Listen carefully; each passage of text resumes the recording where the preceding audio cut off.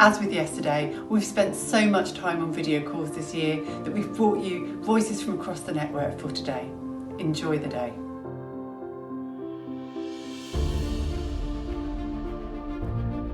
I'm really looking forward to taking the Chamber Network into a new and exciting future. We have strong links with local government. But we're also integral to the civic life of Greater Manchester. Education and skills, culture and the arts, social enterprise, and a broad range of critical social issues.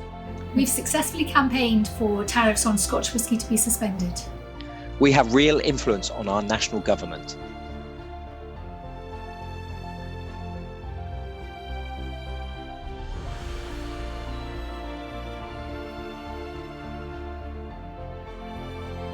We have created a £7 million programme to help our companies implement their carbon reduction plans. As host city partners, we will be welcoming COP26 delegates to Glasgow and sharing our experiences in the journey to a net zero city economy. And we plan to build on 5 years of experience in promoting the benefits of a circular economy. The British Chamber of Commerce Singapore is proud to have achieved carbon neutrality and offset our emissions for the year. We're committed to improving diversity and inclusion throughout the Chamber network. We are a certified B Corp, which means we practice what we preach when we say that being good for people and planet is good for business. Working with colleagues from across the British Chambers of Commerce family, we're launching Chamber LGBT. International Women's Day is so important in the Chamber network because it gives us the opportunity to celebrate diversity and inclusion.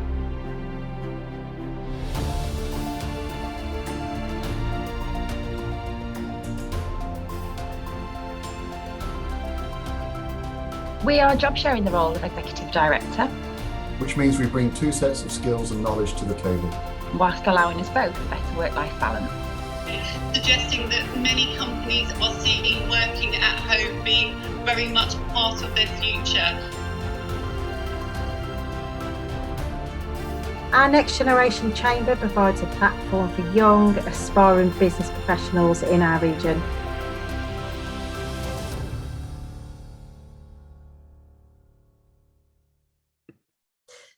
Ladies and gentlemen, honoured guests and friends, good afternoon. It is a great privilege to speak to you today at our Global Annual Conference for the first time as Director General of the British Chambers of Commerce, a role that I took up just 6 weeks ago. I take great pride in my new job because I have seen what the Chamber Network has achieved over the past year, and I'm very excited about the opportunities ahead for us all.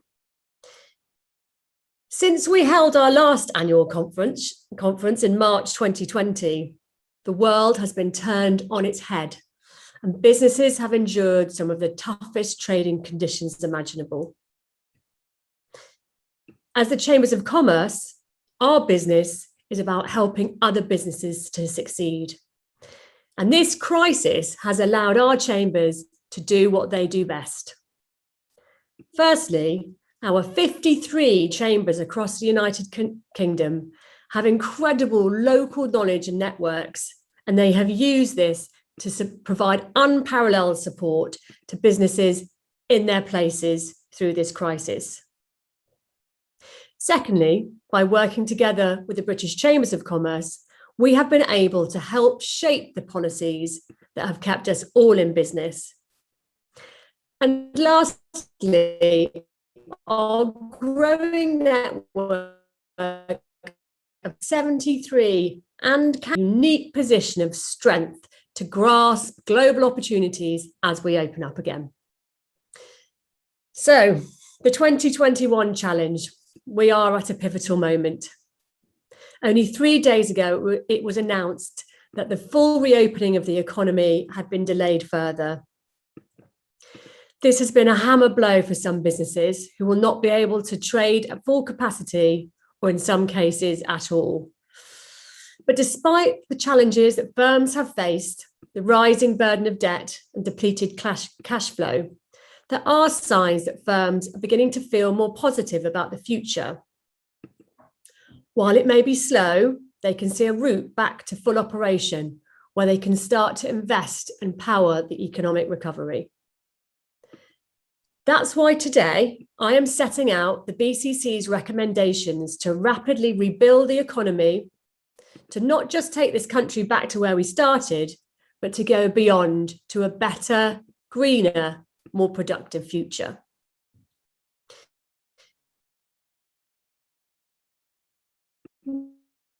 We know that the financial support won't last forever, but we must ensure that this scaffolding is not taken away too early. With many firms struggling with the damage done to their cash flow and revenue, the risk of a rise in insolvencies and redundancies as government winds down support remains high. And the recovery will be dramatically uneven across different sectors, locations, and demographics. So, just as the government supported firms to continue through the crisis, they must also act now to enable them to thrive in the recovery. We would like to see 5 immediate steps that government can take to put us on a good footing out of this crisis. Firstly, there must be UK-wide coordination for the recovery with consistency of approach across nations. Different rules and approaches have caused a great deal of confusion. All governments need to put politics aside and agree a clear path for recovery. Secondly, there must be a long-term COVID testing strategy. Testing plays a crucial role in minimising the spread of the virus and boosting business and consumer confidence. Keeping tests available at no or a very low cost will be essential. Thirdly, and in the event of a further wave of restrictions, businesses need to know what support will kick in under what circumstances. These contingency plans will give more firms the confidence to invest and plan for growth in the months ahead, and more employees the confidence to take new jobs or change careers. Fourthly, many companies will need time to pay back loans to avoid the risk of insolvency. We believe businesses should be offered a student loan style option so they start paying back when they have returned to profit. And finally, those that are in a position to invest must also be given better incentives to do so. The super deduction scheme is a great way to encourage that, but needs to be expanded so more firms can take part. We recognise the huge debt that the government has taken on to support lives and livelihoods through the crisis. The best way to fill the coffers back up is to enable and equip businesses to return to prosperity and growth. With a firm scaffolding to support our businesses, we can get back to nurturing that strong spirit of entrepreneurship and innovation the UK is famous for. And we think that falls into 3 main areas. So, firstly, I'd like to talk about global trade.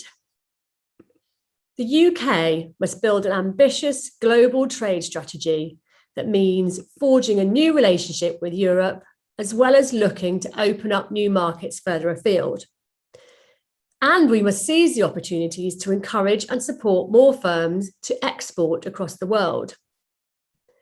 Only 10% of businesses in the UK currently trade overseas, leaving us with an average annual trade deficit of 25 billion over the last decade.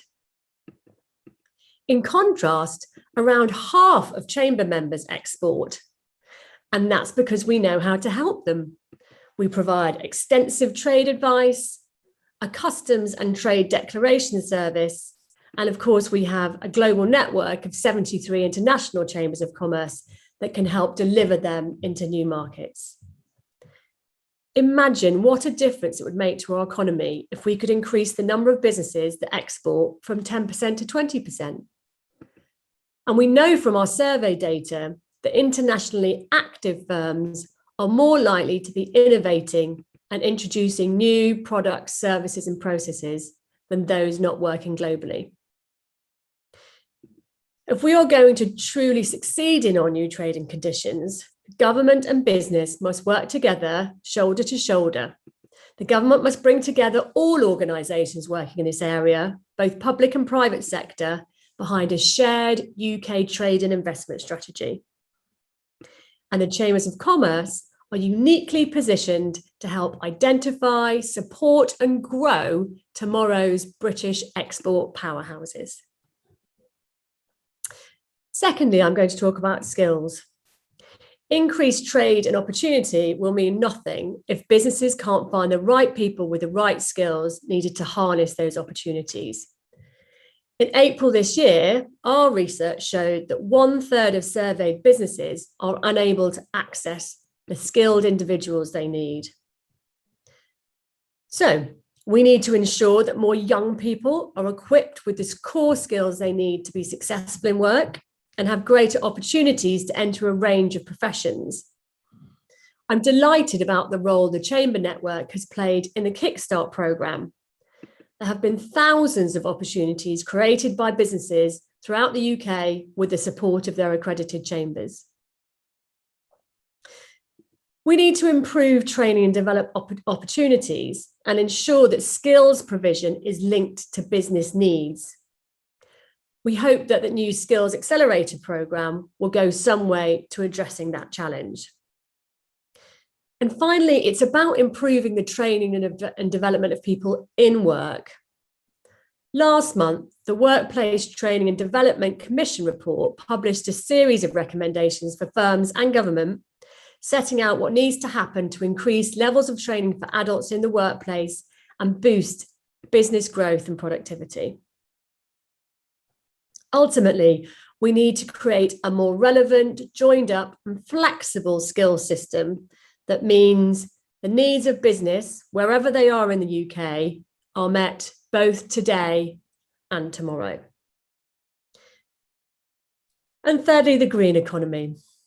So our businesses know that their community responsibility means taking decisive action on reducing their carbon emissions and looking to grow in a sustainable way. Our survey data shows that firms are taking measures to reduce their carbon consumption, but the cost of that adaptation remains a key barrier. And the chambers are not just at the forefront of pushing the net zero agenda forward, but helping business capture growth in innovation opportunities through finding climate solutions.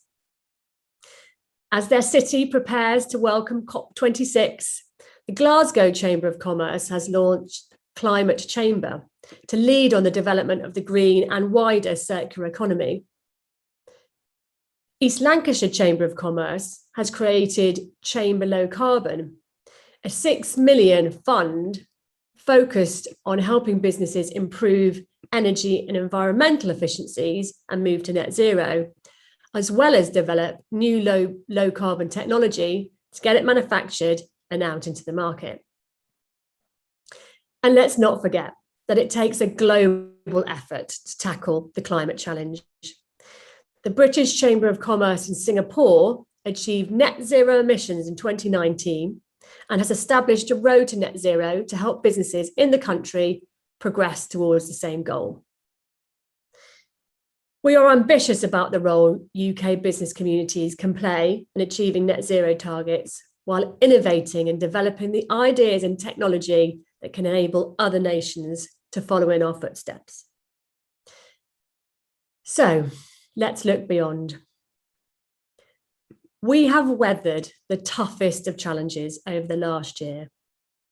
From the Highlands and the Islands to the tip of Cornwall, from Norfolk to Suffolk, from Belfast to Bournemouth and Sunderland across to Wales, the Chambers of Commerce of our nations are the voice of a strong, dynamic economy that delivers for all. We still have some choppy waters ahead, and we will guide our businesses through that. But the accredited Chambers of Commerce will be here to open up new markets and reach new customers, to help develop the skills and capability of our workforce, access the right finance to innovate and scale, and provide clear and easy opportunities for growth.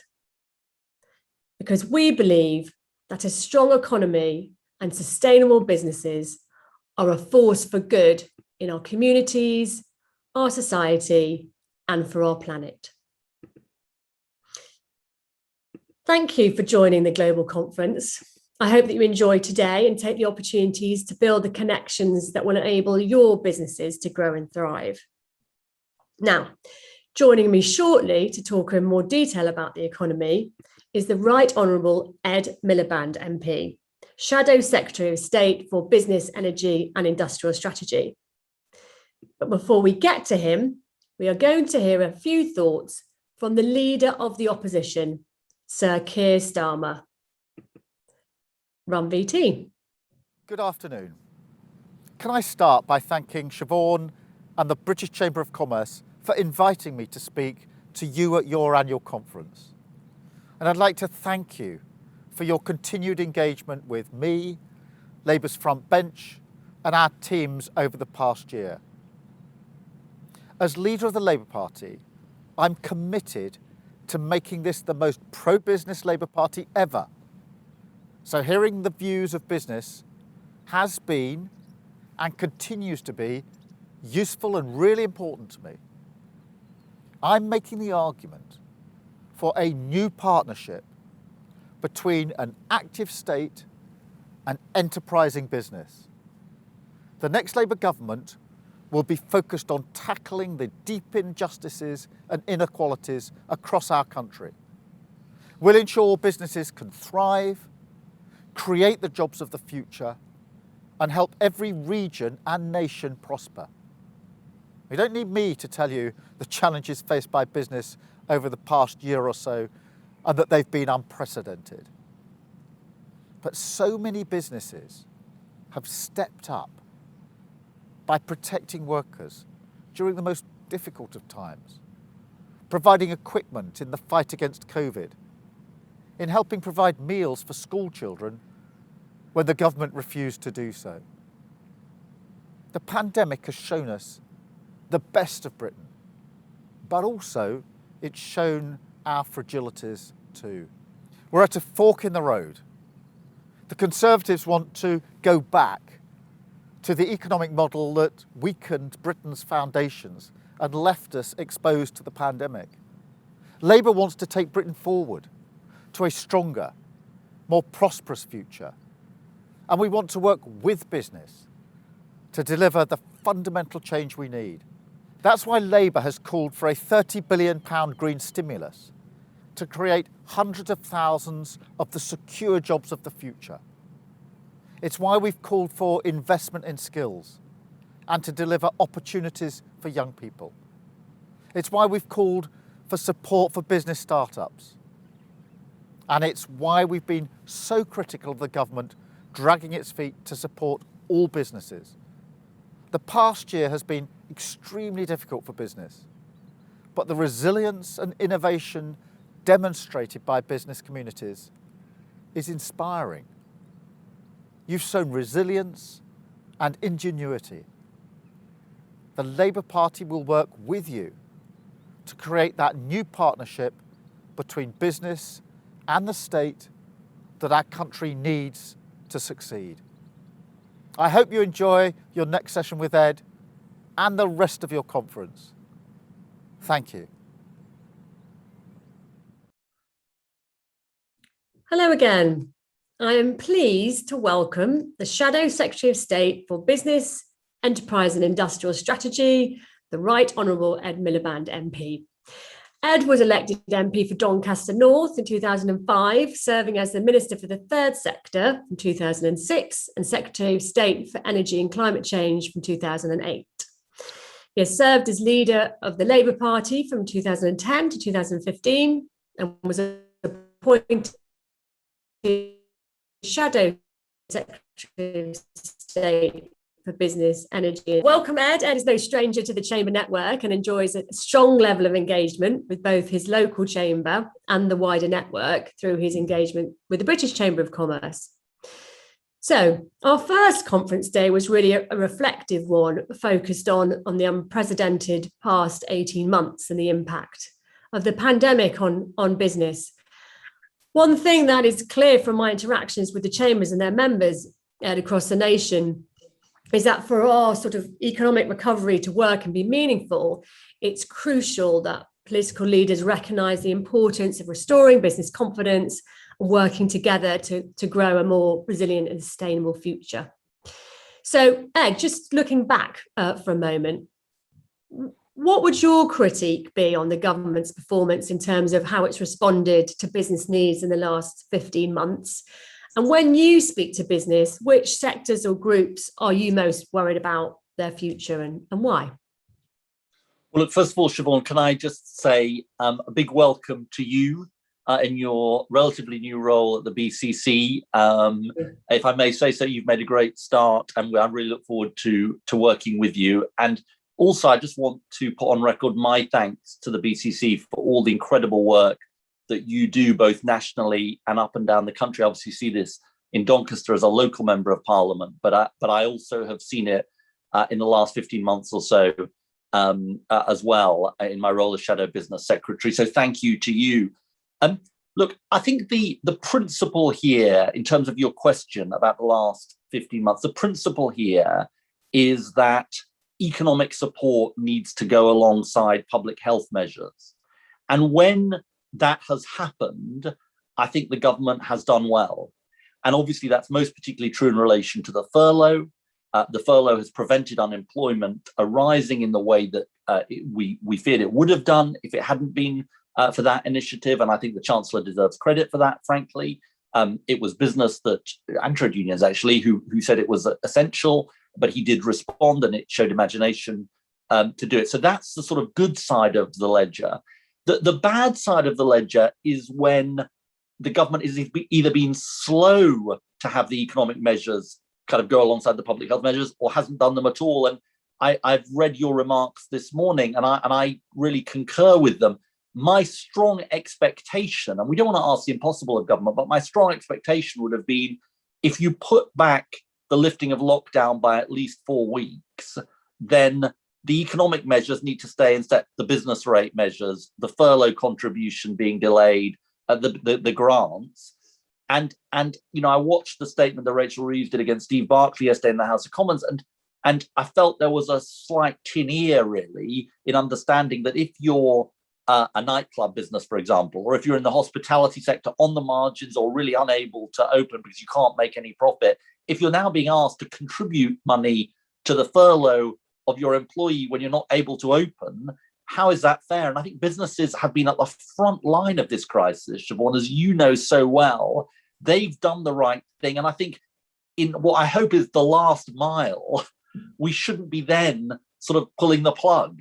And so, look, I think no government would have been properly prepared for this challenge. And I think when the government has responded in the way I've suggested, it's been good.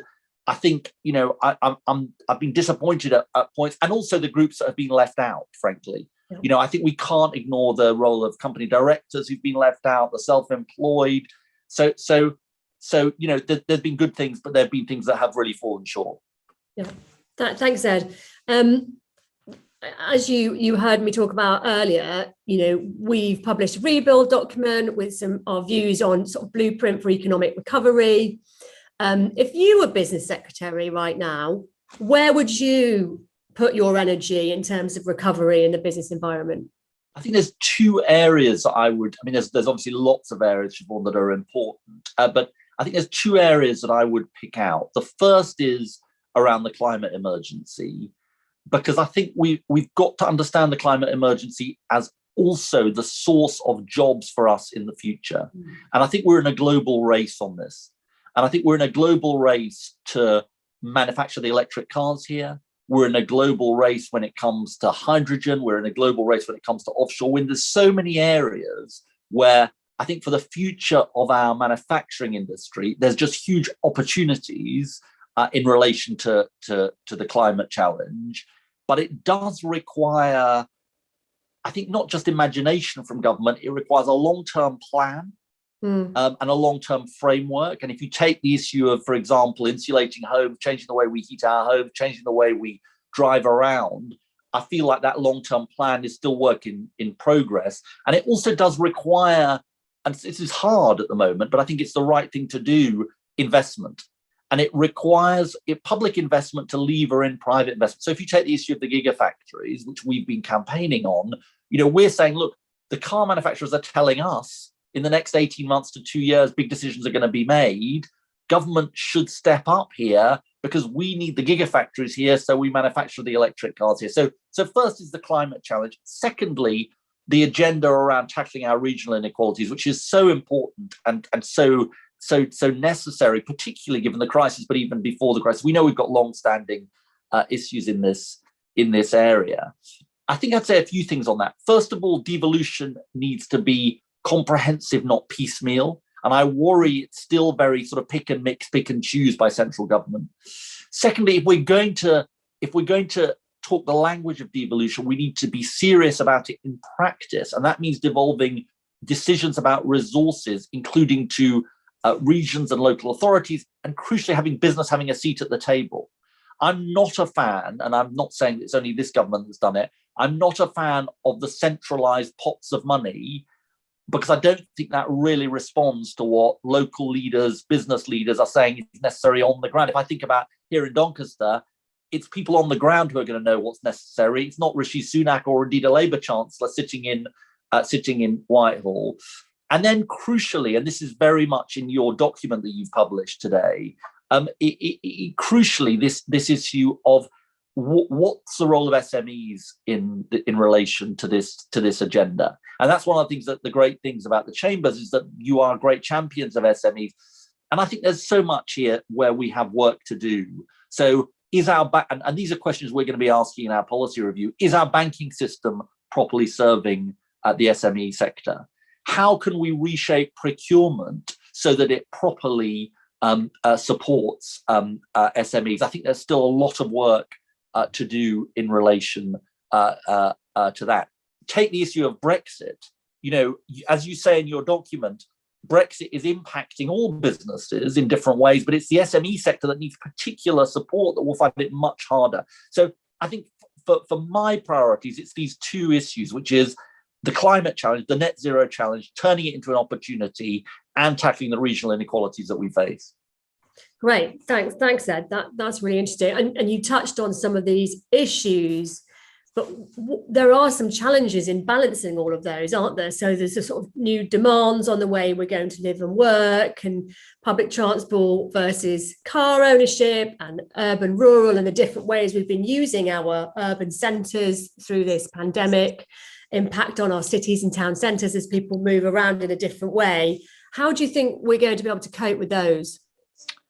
I think it's really important and good questions. And obviously we're all sort of working through what the new ways of working we had during the pandemic were and what aspects of them we want to retain. I know, speaking personally, it's been quite nice actually to get back into the office and see real people rather than people on a Zoom or a Teams.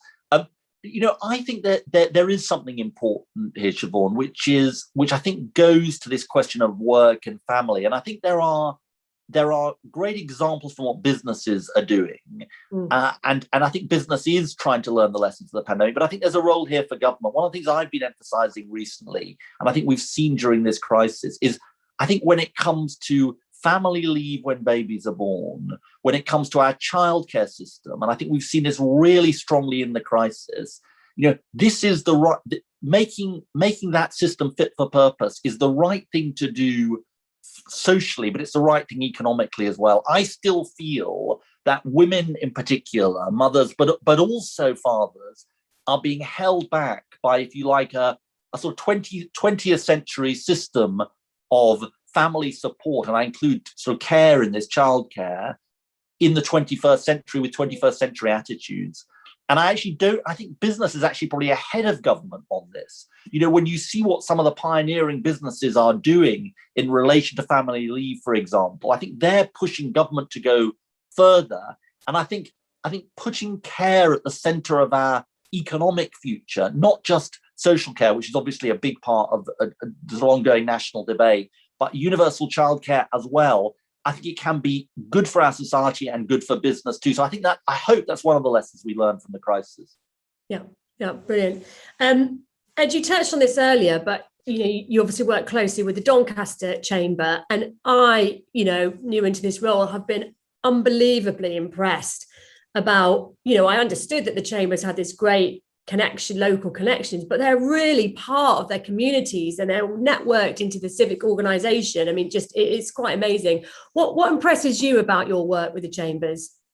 I think, I will just wax lyrical about how brilliant our Doncaster Chamber is, and Dan Fell, who runs our Doncaster Chamber. We all love Dan Fell in Doncaster. I think the biggest thing, Shevaun, is this place question. Because I think we've all become much more conscious. We talk about sort of inequalities of wealth, power, income, and so on, but place is so important. And I think what the Chambers, and I find this whenever I do calls with local chambers, whether it's in Doncaster or elsewhere, I think what Chambers give us is a sense of place and the needs of place. And I think if there's one thing about the sort of national debate that needs to happen going forward, it's understanding what are the needs of place tell us about where our economy needs to go. I'm sure you've heard other people talk about this. Local bus services is one of the biggest issues we face in Doncaster. You wouldn't know that from national debate, but I think chambers are crucial because they give us that incredibly important on the ground perspective. Yeah, absolutely. So I think I've got like a minute left, Ed. But look, I've just bought your new book. Oh, fantastic. Thank you for the plug. Yeah. So I haven't read it yet, so I can't tell you whether I like it or not. But what I'd like to ask you to close is, what's your next big idea, Ed? I think the biggest idea, Shevaun, is we've been through an absolutely grim period for the country. And so many people have lost loved ones. All of us have faced massive constraints in relation to this crisis and massive challenges. I think, though, we have seen the best of our country as well. And we've seen an incredible spirit, and a spirit of public and private and workers and business working together. And so I think if there's one thing that I think we need to capture, it's that spirit going forward. Because I think there's nothing that can stop our country, and there's nothing that can stop businesses in our country if we work together, if we collaborate. And I think when you think about the challenges we face, climate, inequality, raising wage levels, skill levels, all of those things, the idea that one sector can do them on their own or one group of people can do them on their own is frankly for the birds. But we can do it if we do it together. And so I think the biggest thing of all is capturing that. And this crosses parties, I think. Capturing that going forward. And I want to do that as the Shadow Business Secretary, working with Chambers, listening to what Chambers have to say, because I think there's so much we can learn as a party from business. And I think there's so much we can do together. Brilliant. Thank you so much, Ed. That was fantastic. And we are 100% behind you, working together in harmony to help all of us move forward, onwards and upwards. Thank you very much for your time. Thanks so much, Shevaun.